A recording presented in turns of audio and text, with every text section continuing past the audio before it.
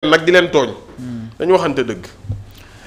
jërëjëf mu ngi noonu de en tout cas comme ni nga ko waxee ni nga xam te ñooñu di victime yi moom de toute façon justice doit être faite rien que pour li nga xam te mu di seen mémoire parce que loolu bokk na si li nga xam te ne dañ ko jaayoon askan wi ne forcément loolu bu ñu ñëwee dinañ ko daal di leeral ba mu leer donc loolee dafa bokk ci attente yi nga xam te ñoo gën a rëy ci li askan wi di xaar si ñoom.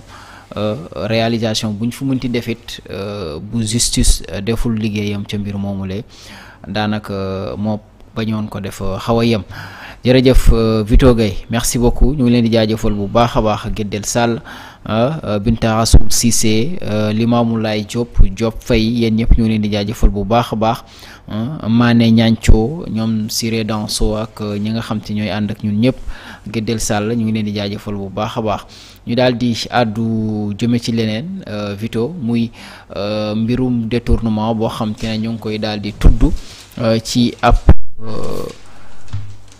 groupe boo xam te ne mooy groupe bi di Intech groupe ñu ne daanaka lu tollook 298 virgule 136 millions de francs CFA yoo xamante ne daal ñu ngi wax ne foofulee ca groupe Intech ñu ngi ko fay daal di tudd ki nga xam te ne moom la ñu wax ne nag moom lañ ci daal di tudd teg nañ ko loxo am na nag lu mu jotoon a proposé comme ay koppar ak li nga xam te moo di leneen ngir mu tàmbali ko fayee en attendant kon mu mën a yeggale li nga xam te moo di fay koppar yooyu ñu koy daal di toppee waaye mujjee nañ ko daal di déféré ginnaaw bi ko division des investigations criminelles tegee loxo te mu doon jéem ngir génn li nga xam te moo di réew mi kuréel wala kër googee nga xam te ne également trésorier ba moom la ñu wax ne moo fa randal lu toll noonu naka la mbir mi demee Alaaji Vito ak kañ la xewoon. non pour leeral it Omar Youm portewul plainte. waaw mais ki di ko njóor dafa wax ne portewul plainte dafa ne ci tànk yi. bu lii continuer lépp lu ñu leen di wax. dinañ ko dajale dem topp leen ci justice. mais dana mu ngi dajale ay preuves. waaw mooy yi ñu leen di wax naan xulu naa yeeg nangam ak nangam te ñoom ñoo ne ciy dëgg. waaw ñoom ñoo ne ci dëgg nag alaaji. waa ji tudd Cheikh Mbacke Thiam. dafa def dara ñu def ko dara. ba tey yaa ngi wax dëgg. dëgg laa wax. kon boo defee dara dañ laa war a def dara. boo defee dara dañ laa war a def dara ku ñu deful dara kay defoo dara. wala dañ leen mënalul dara. d'accord bu dee mënaluñ leen dara moom l'état est faible. waaw bu dee mënaluñ leen dara ñoom toog nañu ba toog ba xam ne ñii moom mënaluñ leen dara. ah nañu génn rek wax ñu ko ñu civilisé xam vraiment nañu génn def 20 heures ne vraiment yéene ñu faloon pour ñi rayoon sunu doom yi ñu rayoon seen nangam ñu jàppale waaye xool nañ ba xool ne mënaluñ leen dara waaw bu ko defee ñun ñu xam après nag dem wóori ku leen mën a dara ñëw teg ko fi.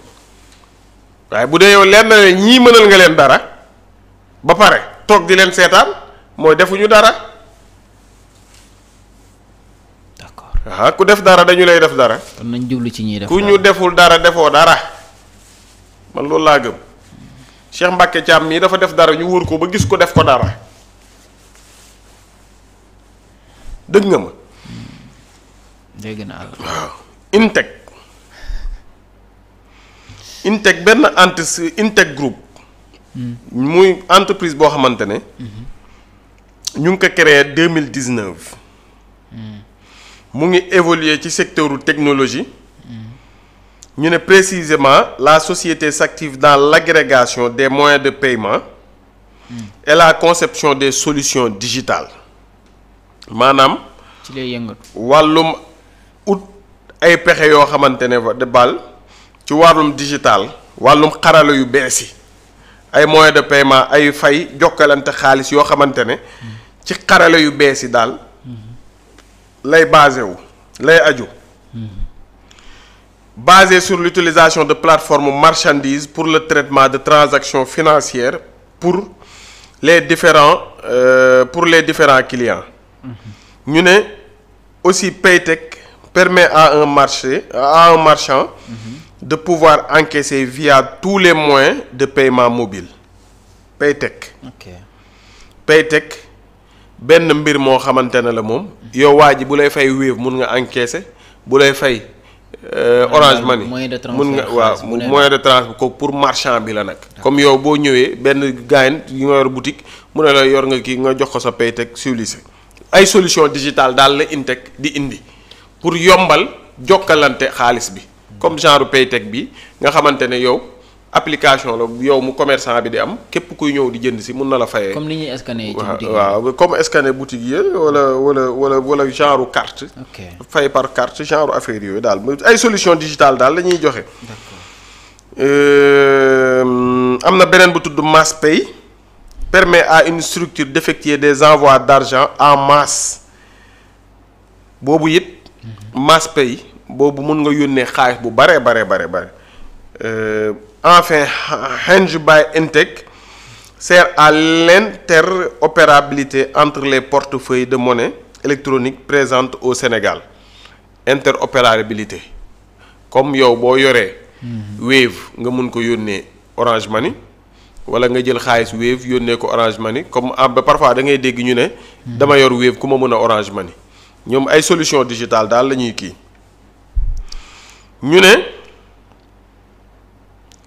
transactions yooyu sont centralisées sur une plateforme principale dénommée Intech API ñu ne transaction yii di xew nag ci différents services yooyu ñu mu yore comme yu mel ni Paytech ak yooyu yëpp dañu leen centraliser ci benn boo xamante ne benn plateforme boo xamante ne mu ngi tudd Intech API.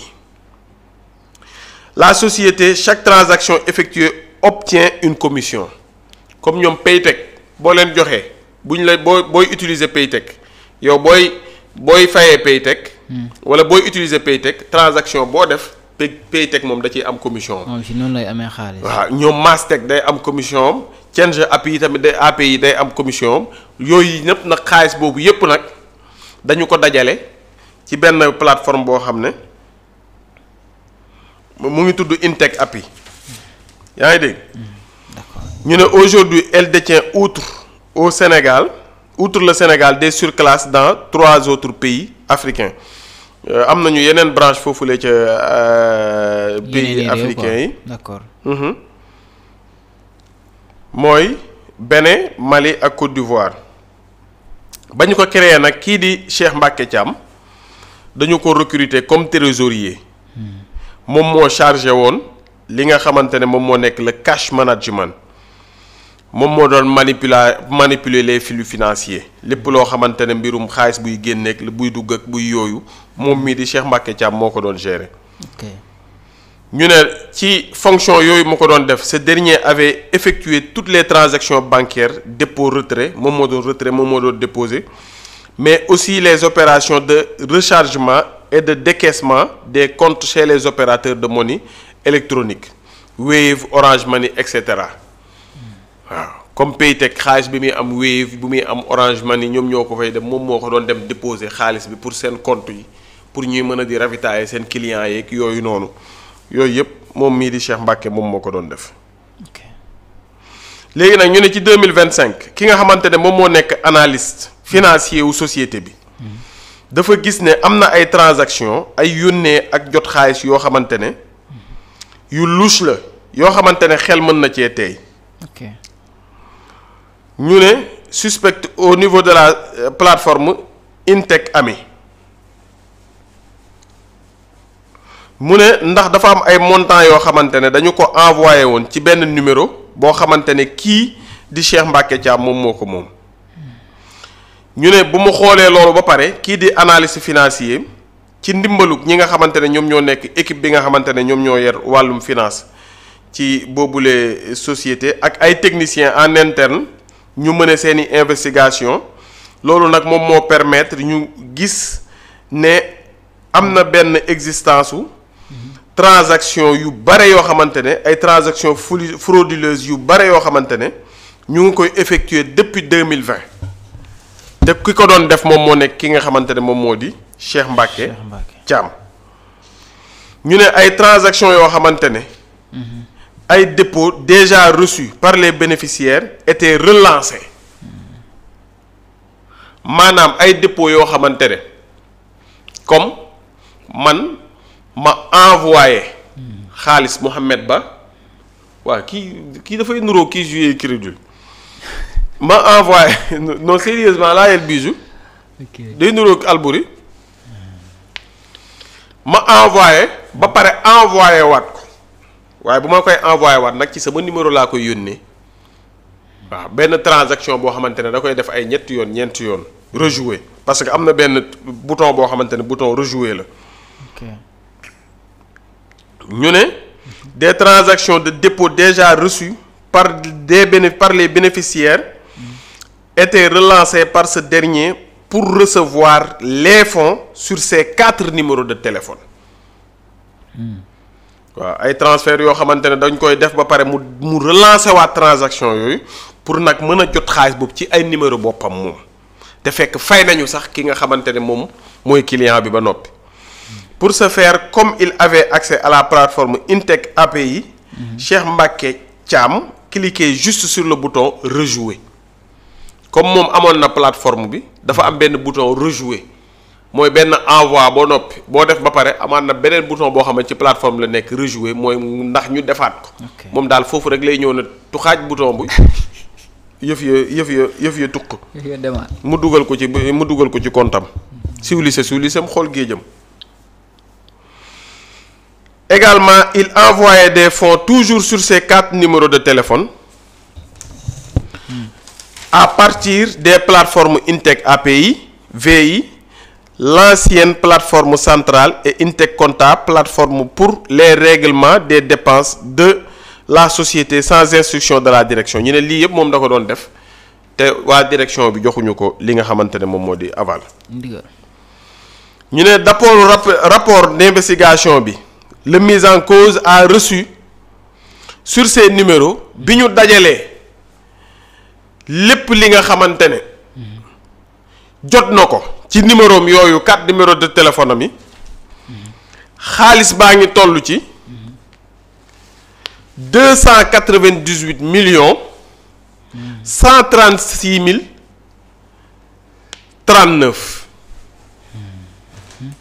waaw loolu la xaalis bi toll 298 millions bu ñu dajalee moom xaalis bi mu rejoué yëpp.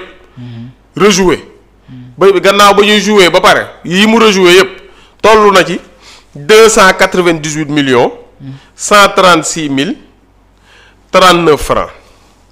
loolu la ci jot a kii daal. waaw ñu ne à la date du 2 juin alaaji 2025 moom la ñu ko convoqué.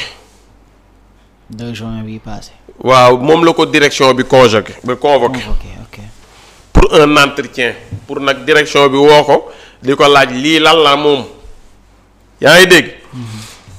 ñu ne ba ñu ko convoqué moom dafa reconnaître faits yi qui lui ont été reprochés ba ñu ko convoqué nee na waaw moom nangu na moom moo ko def ba pare engagé wu nag ne dina delloo xaalis bi yépp. na ko fay.